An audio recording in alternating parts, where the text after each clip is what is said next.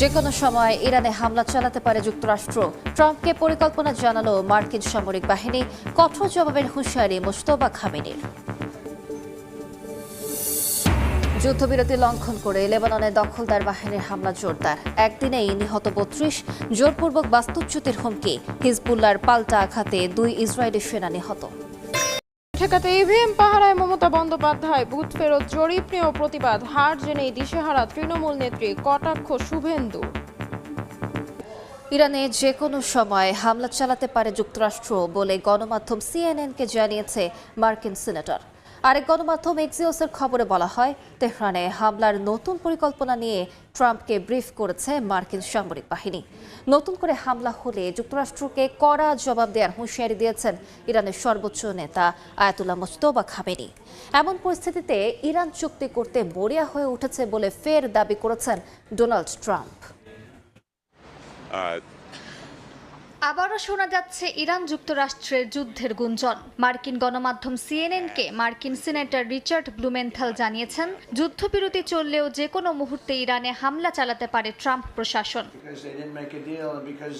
আরেক গণমাধ্যম এক্সিওস জানিয়েছে, ট্রাম্পের কাছে উচ্চ পর্যায়ের সামরিক ব্রিফিংয়ে ইরানে নতুন করে হামলার 3টি বিকল্প পরিকল্পনা তুলে ধরা হয়েছে। প্রথম পরিকল্পনায় রয়েছে স্বল্পস্থায়ী ও শক্তিশালী বিমান হামলা। দ্বিতীয় বিকল্প হরমুজ প্রণালীর আংশিক নিয়ন্ত্রণ নিয়ে বাণিজ্যিক জাহাজ চলাচল পুনরায় চালু করা। তৃতীয় বিকল্প ইরানের উচ্চমাত্রায় সমৃদ্ধ ইউরেনিয়াম ভান্ডার দখলে বিশেষ বাহিনীর অভিযান। এর মধ্যে ইরান চুক্তি করতে মরিয়া বলে আবারও দাবি করেছেন মার্কিন প্রেসিডেন্ট ডোনাল্ড ট্রাম্প। ওভাল অফিসে সাংবাদিকদের বলেন, তেহরানের অনেক নেতা ও সামরিক শক্তি ধ্বংস হয়ে যাওয়ায় নেতৃত্ব নিয়ে অনিশ্চয়তা তৈরি হয়েছে।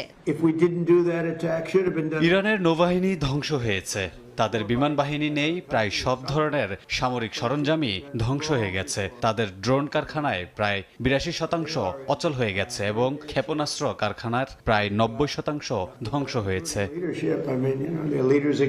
একই সঙ্গে ইসরায়েলের প্রতিরক্ষা মন্ত্রী হুঁশিয়ারি দিয়ে বলেন, ইরানের বিরুদ্ধে ফের পদক্ষেপ নেওয়া হতে পারে। এদিকে একদিনে তেল আবিবে প্রায় ৬৫০০ টন সামরিক সরঞ্জাম পৌঁছানোর তথ্যও দিয়েছে দেশটির প্রতিরক্ষা মন্ত্রণালয়। এমন পরিস্থিতিতে ইরানের পরমাণু ও ক্ষেপণাস্ত্র সক্ষমতা রক্ষা করা হবে বলে সাফ জানিয়েছেন দেশটির সর্বোচ্চ নেতা আয়াতুল্লাহ মোস্তফা খামেনি। এদিকে যুক্তরাষ্ট্রের ওপর ইরানের এখন আর কোনো আস্থা নেই বলে মন্তব্য করেছেন প্রেসিডেন্ট মাসুদ পেজিশকিয়ান। মধ্যপ্রাচ্যের উদ্ভূত পরিস্থিতির কারণে নিজেদের নাগরিকদের ইরান, লেবানন ও ইরাক ভ্রমণে নিষেধাজ্ঞা জারি করেছে সংযুক্ত আরব আমিরাত। একই সঙ্গে ওই দেশগুলোতে অবস্থানরত আরব আমিরাতের নাগরিকদের অবিলম্বে নিজ দেশে ফিরে যাওয়ার আহ্বান জানানো হয়েছে। ইরান যুদ্ধকে কেন্দ্র করে মার্কিন প্রেসিডেন্ট ও জার্মান চ্যান্সেলরের পাল্টাপাল্টি মন্তব্যে দুই দেশের কূটনৈতিক সম্পর্কে টানাপোড়েন দেখা দিয়েছে। শুধু তাই নয়, জার্মানির বিভিন্ন ঘাঁটি থেকে মার্কিন সেনাদের অবিলম্বে যুক্তরাষ্ট্রে ফিরিয়ে নেওয়ার হুমকি দিয়েছেন ডোনাল্ড ট্রাম্প। জার্মানি থেকে বিটু বড়ুয়ার রিপোর্ট। ইরানে যুদ্ধ মার্কিন যুক্তরাষ্ট্রের জন্য বড় ভুল এবং অপরিকল্পিত কৌশলের জন্য এই যুদ্ধের ইতি টানা যুক্তরাষ্ট্রের জন্য কঠিন হবে। মার্কিন প্রেসিডেন্ট ডোনাল্ড ট্রাম্প এই অহেতুক যুদ্ধের দায় এড়াতে পারেন না। জার্মান চ্যান্সেলর ফ্রিডরিশ ম্যার্জের এমন সব মন্তব্যের তীব্র সমালোচনা করে মার্কিন প্রেসিডেন্ট ডোনাল্ড ট্রাম্পের পাল্টা মন্তব্যে উত্তাপ বেড়েছে দুদেশের রাজনৈতিক মহলে। পাল্টা মন্তব্যে ডোনাল্ড ট্রাম্প ম্যার্জের সমালোচনা করে সামাজিক যোগাযোগ মাধ্যম ট্রুথ সোশ্যালে বলেন, জার্মান চ্যান্সেলরের উচিত রাশিয়া ও ইউক্রেনের মধ্যে চলমান যুদ্ধ বন্ধে আরও বেশি উদ্যোগী হওয়া, কারণ এ যুদ্ধে ম্যার্জ সম্পূর্ণ অকার্যকর ভূমিকা রেখেছেন। এছাড়াও ট্রাম্প তিরস্কার করে বলেন, চ্যান্সেলরকে তার ভাঙাচোরা দেশ জার্মানিকে মেরামত করতে হবে। বিশেষ করে অভিবাসন ও জ্বালানি সরবরাহের ক্ষেত্রে তিনি পুরোপুরি ব্যর্থ হয়েছেন বলেও মন্তব্য করেন ট্রাম্প। ম্যার্জ অভিযোগের সুরে বলেন, যুক্তরাষ্ট্রের প্রেসিডেন্ট বাস্তবতার পরিপন্থী কাজ করেছেন। তেহরানের শাসন ব্যবস্থাকে পারমাণবিক অস্ত্র পাওয়ার বিষয়ে সম্মতি দিয়েছেন। তবে চ্যান্সেলর বারবার উল্লেখ করেন, ইরান যেন এই অস্ত্রের মালিকানা না পায়। জার্মান চ্যান্সেলর বলেন, তেহরানের বিরুদ্ধে যুদ্ধ বন্ধ করার কোনো কৌশল যুক্তরাষ্ট্রের নেই। এদিকে জার্মানি থেকে মার্কিন সৈন্যদের প্রত্যাহারের মার্কিন প্রেসিডেন্টের হুমকিকে গুরুত্ব দিচ্ছেন না জার্মান পররাষ্ট্রমন্ত্রী সহ দেশটির রাজনৈতিক নেতারা। তবে বৃহস্পতিবার চ্যান্সেলর ম্যার্জ সহ জার্মান পররাষ্ট্রমন্ত্রী বলেন, সামরিক জোট ন্যাটোকে আরও শক্তিশালী করতে যুক্তরাষ্ট্রের সঙ্গে কাঁধে কাঁধ মিলিয়ে এগিয়ে যেতে জার্মানি সবসময় অগ্রণী ভূমিকা রাখবে। যুদ্ধবিরতির মধ্যে লেবাননে ইসরায়েলি হামলায় একদিনেই প্রাণ হারিয়েছেন ৩২ জন, আহত হয়েছেন ৭০ জনের বেশি। হিজবুল্লাহর পাল্টা ড্রোন হামলায় নিহত হয়েছেন ২ ইসরায়েলি সেনা। নতুন করে অন্তত ১৫টি গ্রাম এবং শহরে জোরপূর্বক বাস্তুচ্যুতির হুমকির মধ্যে লেবাননের ১০ কিলোমিটার ভেতরে প্রবেশের দাবি করেছে নেতানিয়াহু বাহিনী। এমন পরিস্থিতিতে লেবানন ও ইসরায়েলের শীর্ষ নেতাদের সরাসরি বৈঠকের আহ্বান জানিয়েছে যুক্তরাষ্ট্র। লেবাননের যুদ্ধবিরতির মধ্যেও থামছে না ইসরায়েলি আগ্রাসন। স্থানীয় সময় বৃহস্পতিবারও দেশটির দক্ষিণাঞ্চলে ব্যাপক হামলা চালায় দখলদার বাহিনী। এতে বহু মানুষ হতাহত হন। হামলার আগে বাফার জোনের বাইরে থাকা অন্তত ৮টি শহরের বাসিন্দাদের দ্রুত এলাকা ছাড়তে বলা হয়। এদিকে নতুন করে অন্তত ১৫টি শহর ও গ্রামে জোরপূর্বক বাস্তুচ্যুতির হুমকির মধ্যেই লেবাননের ১০ কিলোমিটার ভেতরে প্রবেশের দাবি করেছে ইসরায়েলি বাহিনী। দেশটির সামরিক বাহিনীর প্রকাশিত এক বিবৃতিতে বৈরুতের দক্ষিণাঞ্চলের প্রায় ৬০টি গ্রাম জুড়ে বিস্তৃত এলাকা শত্রুমুক্ত করার কাজ চলছে বলেও উল্লেখ করা হয়। এমনকি সেখান থেকে পিছু হটার কোনো পরিকল্পনা নেই বলেও বিবৃতিতে জানানো হয়েছে। নেতানিয়াহু বাহিনীর হামলার জবাবে ইসরায়েলের সোমেরা সীমান্ত এলাকায় ড্রোন হামলা চালিয়েছে হিজবুল্লাহ। এতে বেশ কয়েকজন সেনা হতাহত হন। একটি সাজোয়া সামরিক যানকে হামলার লক্ষ্যবস্তু করা হলে এ ঘটনা ঘটে বলে জানিয়েছে বিভিন্ন ইসরায়েলি গণমাধ্যম। এদিকে যুদ্ধবিরতি থাকা সত্ত্বেও ইসরায়েল তা প্রতিদিনই লঙ্ঘন করছে বলে অভিযোগ করেছেন লেবাননের প্রেসিডেন্ট জোসেফ আউন।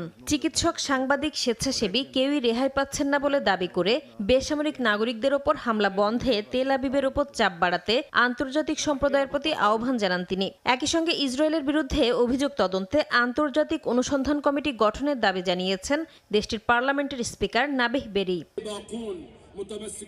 ইসরায়েলি হামলার প্রতিবাদে বিক্ষোভ করেছেন দক্ষিণ লেবাননের বাসিন্দারা। স্থানীয় সময় বৃহস্পতিবার বৈরুতের কেন্দ্রীয় শহীদ স্কয়ারে জড়ো হয়ে তারা অভিযোগ করেন তেল আবিব পরিকল্পিতভাবে গ্রামগুলো ধ্বংস করছে।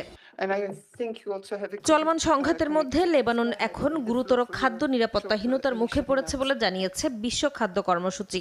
সংস্থাটির এক মুখপাত্র জানান, চলমান পরিস্থিতির কারণে খাদ্য সহায়তা কার্যক্রম বাধাগ্রস্ত হচ্ছে। একই সঙ্গে লেবাননের কৃষিখাত ব্যাপকভাবে ক্ষতিগ্রস্ত হওয়ায় খাদ্য সংকট আরও গভীর হচ্ছে। সংঘাত অব্যাহত থাকলে পরিস্থিতি আরও ভয়াবহ হতে পারে বলেও সতর্ক করেন তিনি। গাজায় ইসরায়েলি হামলায় অন্তত ৪ ফিলিস্তিনি নিহত হয়েছেন। স্বাস্থ্য কর্মকর্তারা জানান, মধ্য গাজার সালাউদ্দিন সড়কের কাছে ইসরায়েলি হামলায় ৩ জন আর দক্ষিণের দেইর আল বালা শহরের আরেকটি হামলায় ১ জন নিহত হয়েছেন। গাজার দক্ষিণ পূর্বে গৃহহারা ফিলিস্তিনিরা নিজেদের তাঁবুতে আগুন দিয়ে প্রতিবাদ করেন। এ সময় প্রয়োজনীয় নিত্যপণ্যের তীব্র সংকটের কথা তুলে ধরেন, জরুরি মানবিক সহায়তার আহ্বান জানান। এদিকে গাজাগামী ত্রাণবাহী জাহাজ আটকের প্রতিবাদে বিক্ষোভ হয়েছে তুরস্ক ও গ্রিসে।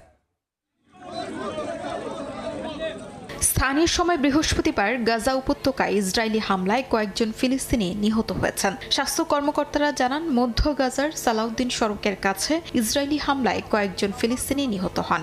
আর দক্ষিণের দেইর আল বালা শহরের কাছে আরেকটি হামলায় হতাহতের ঘটনা ঘটেছে।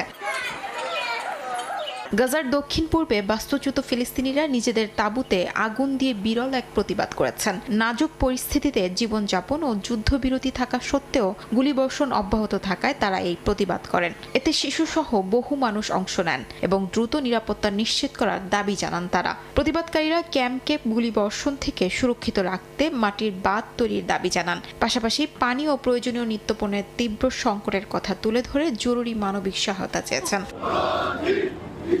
এদিকে ইস্তাম্বুলে গাজাগামী ত্রাণবাহী জাহাজ আটকানোর প্রতিবাদে রাস্তায় নামেন বিক্ষোভকারীরা। মিছিল ও স্লোগানের মাধ্যমে ইসরায়েলের গাজামুখী ত্রাণবাহী জাহাজ আটক করার ঘটনায় ক্ষোভ প্রকাশ করেন তারা। জাহাজগুলো সাম্প্রতিক মাসগুলোতে গাজায় মানবিক সহায়তা পৌঁছতে ইসরায়েলের অবরোধ ভাঙার চেষ্টা করছিল। বহরটি ১২ এপ্রিল বার্সেলোনা বন্দর থেকে যাত্রা শুরু করে। এদিকে তুরস্ক এই ঘটনাকে আন্তর্জাতিক আইনের স্পষ্ট লঙ্ঘন বলে নিন্দা জানিয়েছে এবং ফ্লোটিলাকে সমর্থনে পদক্ষেপ নেওয়ার কথাও বলেছে। একই দিনে গ্রিসের রাজধানী এথেন্সে গাজাগামী ত্রাণবাহী জাহাজ আটকানোর প্রতিবাদে বিক্ষোভ হয়েছে। দেশটির পররাষ্ট্র মন্ত্রণালয়ের সামনে জড়ো হয়ে বিক্ষোভকারীরা এই কর্মসূচি পালন করেন। তাদের অভিযোগ, গ্রিসের কাছাকাছি আন্তর্জাতিক জলসীমায় ইসরায়েলের জাহাজগুলো আটক করেছে। বুধবার রাতেই জাহাজগুলো জব্দ করা হয়। আয়োজক সংস্থা গ্লোবাল সমুদ ফ্লোটিলা এই ঘটনাকে যুদ্ধবিধ্বস্ত গাজায় মানবিক সহায়তা বহনকারী জাহাজের বিরুদ্ধে সমুদ্র দস্যুতা হিসেবে উল্লেখ করেছে।